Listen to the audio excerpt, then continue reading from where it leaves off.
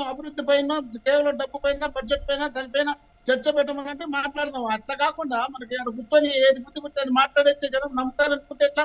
ఇంత పెద్దోళ్ళు పిల్లలు ఎవరైనా తెలిసి తెలియని వాళ్ళు వచ్చి వేదికల మీద మాట్లాడితే ఒకవేళ ఏదో తెలియక మాట్లాడినా అనుకున్నారు. శ్రీనివాస్ గారు పెద్దోళ్ళే, వెంకటేశ్వరరావు గారు పెద్దోళ్ళే, రాష్ట్రంలో మొత్తం సమాజం గురించి తెలిసిన వాళ్ళు ఇలాంటి వాళ్ళు శ్రీనివాస్ గారు, మోహన్ రెడ్డి గారు మళ్ళీ వస్తారండి. శ్రీనివాస్ చౌదరి గారు, మాతృభాష అంశంలో చంద్రబాబు నాయుడు గారు మరోసారి కామెంట్ చేశారు.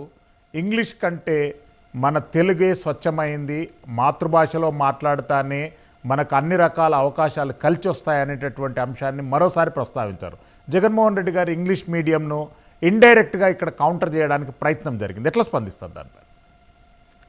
సార్, ఇప్పుడు నిజంగా చెప్పాలంటే మాతృభాషలో మాట్లాడండి, మాతృభాషను మృతభాషగా మార్చద్దండి కేంద్ర ప్రభుత్వం కానీ ప్రచారం చేస్తాం సార్. ఏ దేశమైనా చూడండి, మన భారతదేశం కాదు, ఏ దేశమైనా, చైనీస్ కానీ, జపానీస్ కానీ, ఇంగ్లీష్ కానీ కానివ్వండి, వాళ్ళని ఆదర్శంగా ఎందుకు తీసుకోలేకపోతున్నాం మనం? Sir repeat sir, question cut అయింది. అంటే మన పక్క రాష్ట్రాలైనటువంటి తమిళనాడు, కర్ణాటక రాష్ట్రాలను ఎందుకు ఆదర్శంగా తీసుకోలేకపోతున్నాం? సార్ అదే ఇక్కడ బాధ కలిగించే అంశం ఏంటంటే, రాష్ట్ర వ్యాప్తంగా, దేశవ్యాప్తంగా, ప్రపంచవ్యాప్తంగా మాతృభాషనే వాడండి, మాతృభాష వల్ల ఉపయోగం జరుగుతుంది, మాతృభాషే మంచి జరుగుతుందని చెప్పి చెప్తున్న వాళ్ళు మాతృభాషను కాదని మా జగన్మామయ్య ఇంగ్లీష్ తీసుకొచ్చి పెట్టాడు.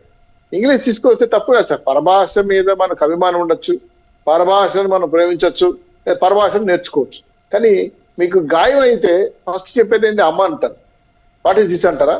మీకు గాయం అయితే నా గాయం అయింది నా అమ్మ అంటారు. వాట్ ఈస్ దిస్ అంటారా?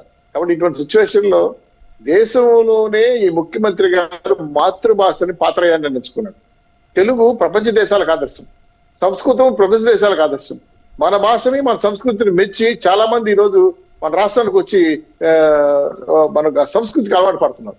ఇటువంటి సిచ్యువేషన్ లో నిజంగానే జగన్మోహన్ రెడ్డి గారు ఇంగ్లీష్ ప్రవేశపెట్టడం వల్ల పెద్ద ఎత్తున మార్పులు వచ్చేస్తాయంటే, ఈరోజు స్కూల్ సార్ చూడండి, మీరు రాష్ట్రంలో దాదాపు 1540 స్కూల్ మూసేశారు.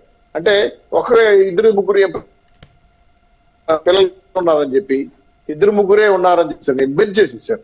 తద్వారా ఏమైంది? ఈ 2019 నుండి 2024 లోపల ఒక సంవత్సరానికి 11 లక్షల మంది విద్యార్థులు డ్రాప్అవుట్స్ పెరిగారు. ఈ రోజు ప్రైవేట్ స్కూల్కి వెళ్ళిపోతున్నారు వాళ్ళు. ఇప్పుడు వేరే రాష్ట్రంలోకి వెళ్ళి, వేరే దేశంలోకి వెళ్ళి మాట్లాడితే, ఆ భాష మాట్లాడితే నాకు అర్థమవుతుంది. కానీ ఈ రాష్ట్రంలో తెలుగు వదిలేసి mom, dad, hi Jagan, hi Mohan Reddy, hi Venkatareddy అంటే ఎవరు వింటారు సార్? నాకు అర్థం కాలేదు. మీరు మాట్లాడాల్సిన మాటలు అమ్మ, నాయన, తల్లి, పిల్ల, పాప అని మన తెలుగు మాట కన్నా కమ్మదనం ఇంకోటి చెప్పండి. మీరు నేర్పించండి, ఇంగ్లీష్ నేర్పిస్తే చెప్పట్లే, ఇంగ్లీష్ వ్యతిరేకంగా నేను మాట్లాడట్లే. ఇంగ్లీష్ అనేది పరభాష.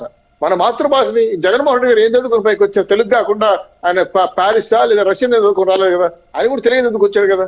అటువంటి తెలుగు చదివిన ముఖ్యమంత్రి గారు తెలుగుని ఉప్పాత్ర వేయటం ఖండిస్తున్నాం.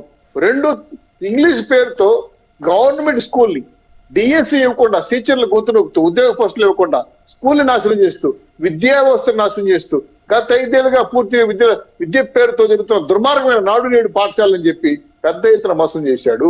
ఒక తరాన్ని పూర్తిగా నాశనం చేశాడు. తద్వారా పిల్లల భవిష్యత్తు అభ్యంకరించడం అయిపోయింది. చివరికి 10వ క్లాస్ తర్వాత ఏ కాలేజీకి వెళ్ళాలి, ఏ ఇంటర్మీడియట్కి వెళ్ళాలి, ఏ సంస్థకి వెళ్ళాలి అర్థం కాక, విద్య మార్పులు భరించలేక ఫ్రస్ట్రేషన్ కూడా చనిపోయిన కూడా ఉన్నారు ఈ రాష్ట్రంలో.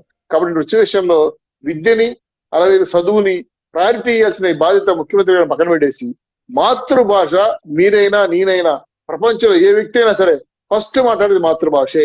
తల్లి తర్వాత వచ్చిన మాట ఏదైనా ఇంకో పాట. అటువంటి తెలుగుని ఈరోజు ప్రపంచం అంతా మెచ్చుకుంటా ఉంటే, జగన్మోహన్ రెడ్డి గారు మాత్రం ఓన్లీ ఇంగ్లీష్ మాత్రం నాకు అభిమానం, ఆయన పుడతానే ఇంగ్లీష్ నేర్చుకొచ్చాడో నాకు తెలియదు. ఇటువంటి సంస్కృతిని ఇంప్లిమెంట్ చేయడం, ఇంజెక్ట్ చేయడం అనేది తెలుగు రాష్ట్రాలకి, తెలుగు ప్రజలకి తీరని అవమానం. అలాగే తెలుగు భాషా సంస్కృతికి పెద్ద గొడ్డలు పెట్టు. దీనివల్ల అనార్థాలు జరుగుతాయి. సార్ మీకు తెలుసో శ్రీశైలం గారు, కేంద్ర సుప్రీంకోర్టు మాతృభాషతో తీర్పులు ఇవ్వండి, మాతృభాషతో మాట్లాడి కేసులు తీసుకోండి, మాతృభాషతో లిఖించడని కోర్టులు, హైకోర్టులు, సుప్రీంకోర్టు, స్థానిక కోర్టుకి జీవోలు ఇచ్చాయి సార్. తెలుగు ఆ రాష్ట్రంలో భాషను మీరు ప్రయారిటీ ఇవ్వండి అని చెప్పి.